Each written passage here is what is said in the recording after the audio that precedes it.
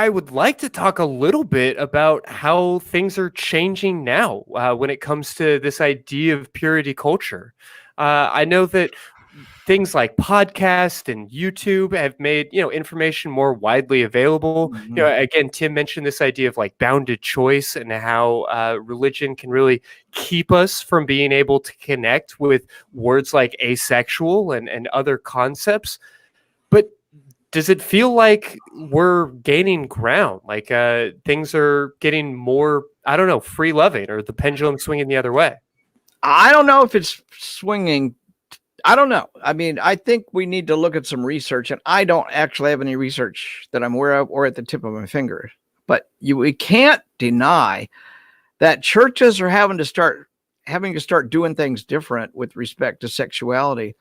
What I am seeing, and what we see a lot of at Recover from Religion, is people saying, I left the church because, and then they'll give us a story about how their church treated their gay friend.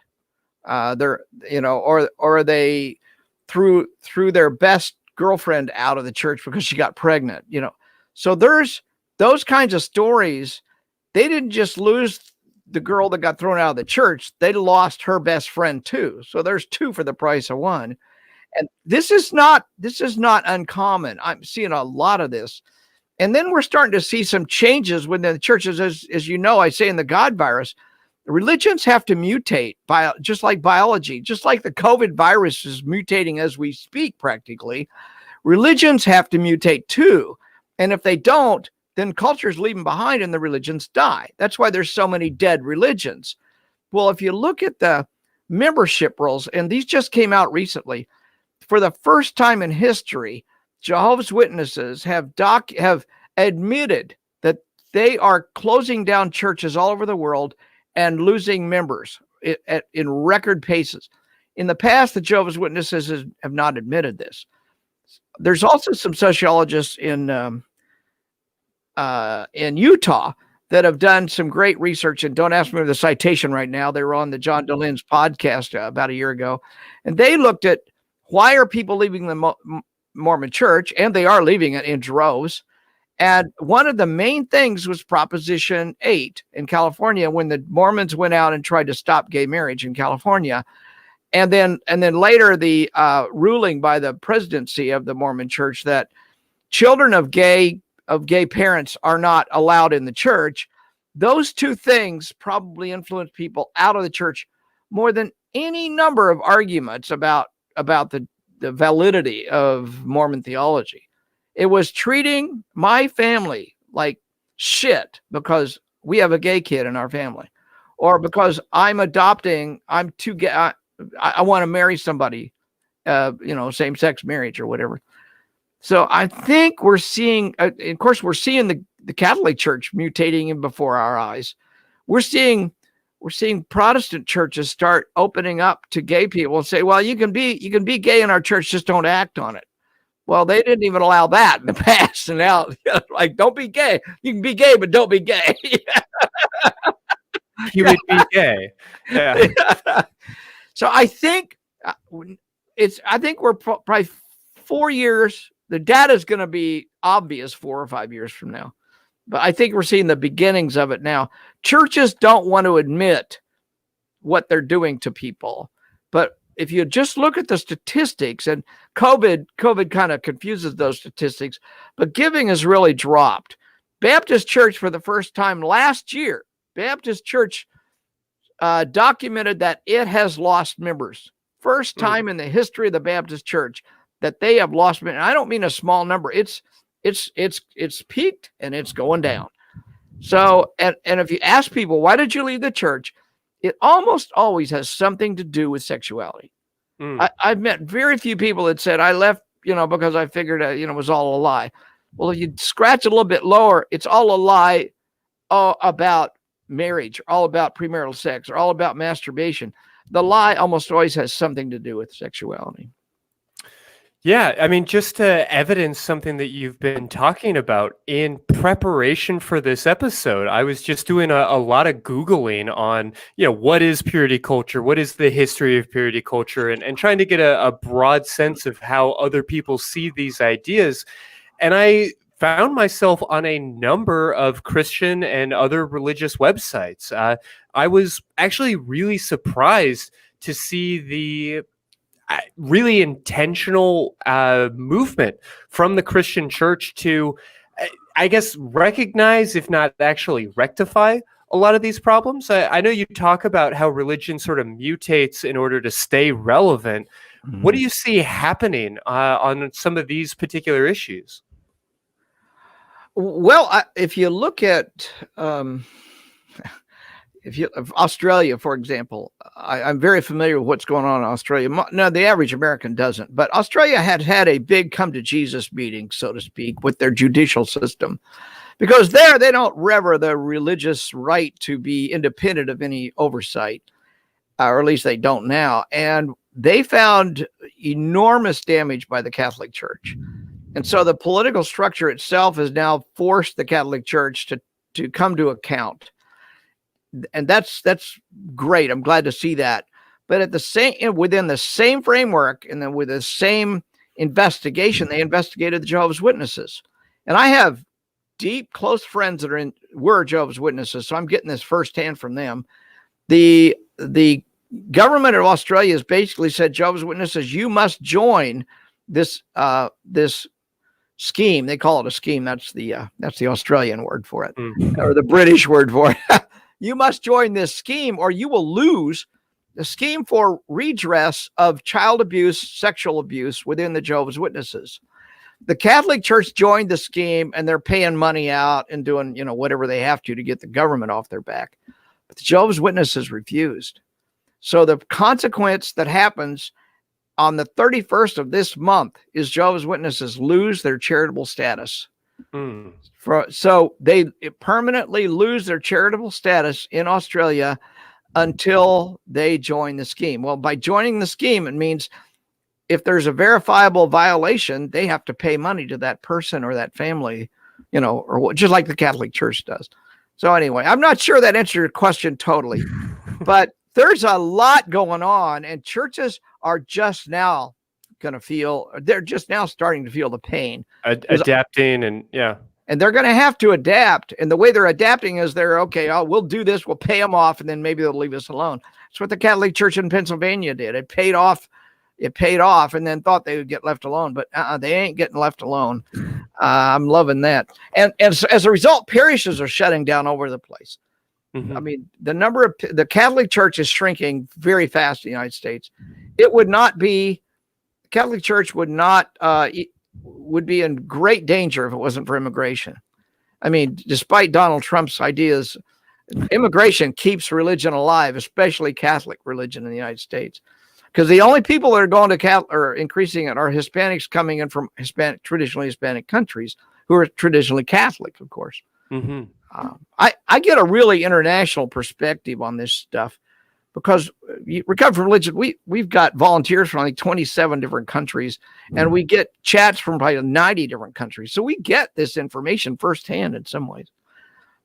Again, I don't know if I answered your question. I went off on my own rant. No worries. I mean, I recognize that numbers are really difficult to put to any of these things, and I don't mean to ask you an unfair question, but just having done this work for as long as you have, being involved in creating Recovery from Religion and all of these pieces, I guess I'm curious how you feel personally about the direction that things are headed and what we can maybe anticipate for the future, because it sounds like you're describing some pretty meaningful losses for churches. Well, there are, excuse me, but there's other issues going on, and that is, I see, for example, and these, you wouldn't think this is related to religion, but think of the incel, the whole incel movement, involuntarily celibate males that are organizing and creating a hullabaloo, or the Boogaloos, or the Proud Boys, or the QAnon. You don't think of that as religion, but let me tell you, they look a hell of a lot like a cult. And much of what their behavior, especially QAnon to me fits the definition of almost any cult.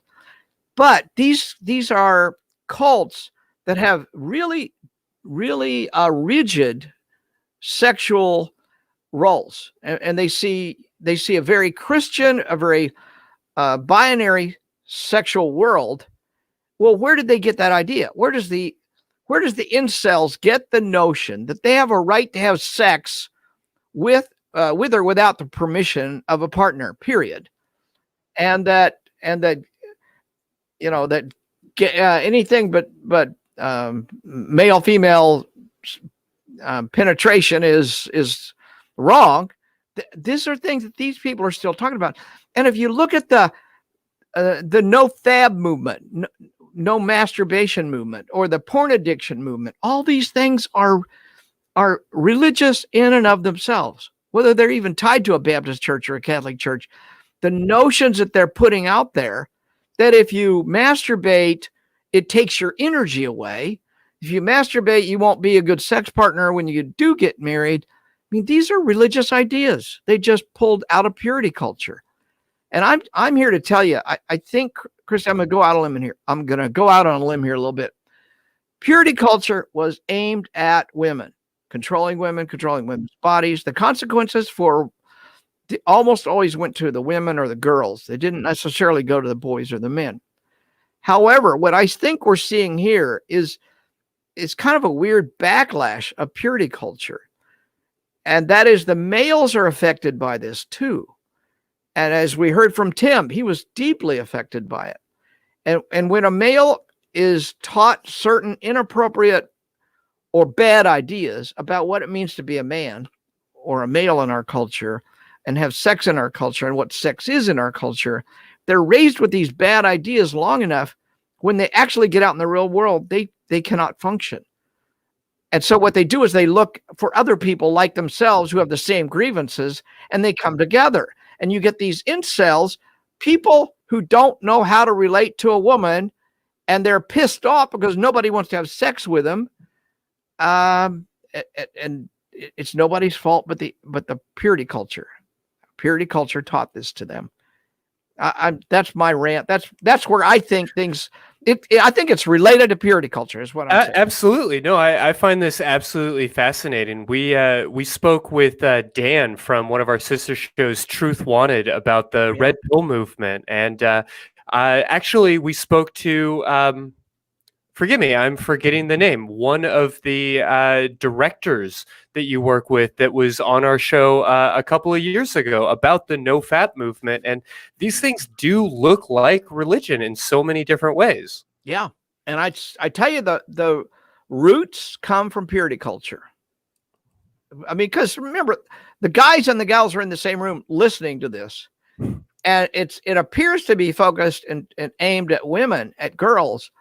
But those messages are getting through the ears of the guys too. And of course, there is the independent thing that only women don't masturbate and boys do. So right, naturally, there's that aiming at the boys don't masturbate or you're going to mess up your marriage. Even if you don't believe that, you still may think that your energy, your quote, sexual energy might get drained by masturbating. And if you buy into that shit, and a lot of guys do, a lot of secularists do. A lot of folks that I work with on a daily basis who, come to me because of my atheist affiliations, still buy into a lot of these beliefs. So let me ask you to actually kind of spell this out a little bit. Like, you're telling me that masturbation is not bad for my sex life, yeah? I'm telling you, you need to masturbate about 5 times a week just to keep the pipes clean. It's just a fact. On it. Now, if you want to do it more, go for it. But minimum of 5 times a week. Because, and here's the deal, that it's actually got real deep biological reasons. The sperm, a male sperm, is only good for about 5 days. It can't sit around inside of your body for more than 5 days, or it becomes senile. And that's actually the word for it, senile. Well, you don't want senile sperm because they don't know which way to go. But so what you're doing is you're purging your system of sperm that can't do their job. And then that stimulates the production of new sperm. If you don't masturbate, if you just let that stuff hang in there, when you do have sex, if it's for procreation, you may not be able to inseminate the eggs, so you'll be infertile. And I don't know how much this is, there's been a major decline in infertility in the West. I don't know what's causing that. Nobody does. But what if it could be traced back to the fact that guys aren't masturbating enough to keep their sperm fresh? I don't know. I mean, it makes a certain kind of sense. It's a hypothesis. I won't go too far out on that limb, though. Sure.